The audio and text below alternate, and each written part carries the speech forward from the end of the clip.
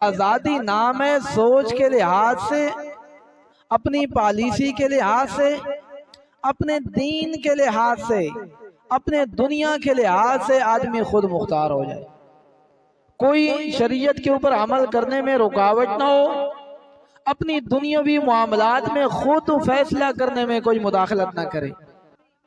اس دن کے اندر، اس موسم میں وہ لمحہ یاد کرے اپنے اکابرین اور آباء و اجداد کا،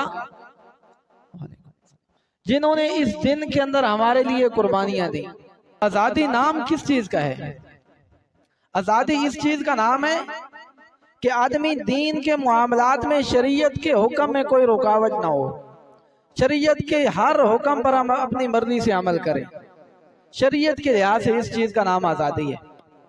اور دنیاوی لحاظ سے آزادی یہ ہے کہ ہمارے دنیاوی معاملات میں کسی غیر مسلم کی مداخلت نہ ہو، ہمارے ملک کے قانون میں کسی کی مداخلت نہ ہو، ہمارے ذہن کی سوچ میں کسی کی مداخلت نہ ہو، ہمارے پارلیمنٹ کے قوانین میں کسی کی مداخلت نہ ہو۔ اس کو آزادی کہتے ہیں۔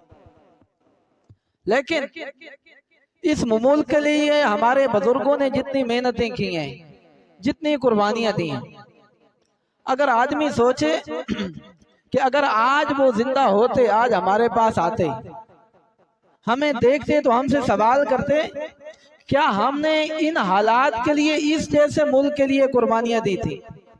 کیا ہمیں اس لیے ہم نے قربانیاں دی کہ اس ملک کے اندر وہی حشر، وہی قانون، وہی اصول غیر مسلم والے رائج ہوں؟ اگر یہ آزادی تھی تو یہ تو پہلے بھی تھی۔ مسجدیں تو غیر مسلم کے ممالک میں بھی ہیں، اب بھی ہندوستان میں مسجدیں ہیں، وہاں پر بھی لوگ نمازیں پڑھتے ہیں۔ تو ہم نے ملک کو تو لیا تھا کس نے میں قانون اسلام کا ہوگا، اسلام کے مطابق عمل ہوگا، اسلام کے مطابق دستور ہوگا، اس کے اندر ایک خلیفۃ المسلمین ہوگا۔ اگر شریعت کی حدود ہوں گی تو وہ بھی اسلام کے مطابق ہوں، اس لیے ہم نے ملک کو لیا تھا۔ ویسے فی نفسی آزادی تو بہت بڑی نعمت ہے۔ حضرت موسیٰ علیہ السلام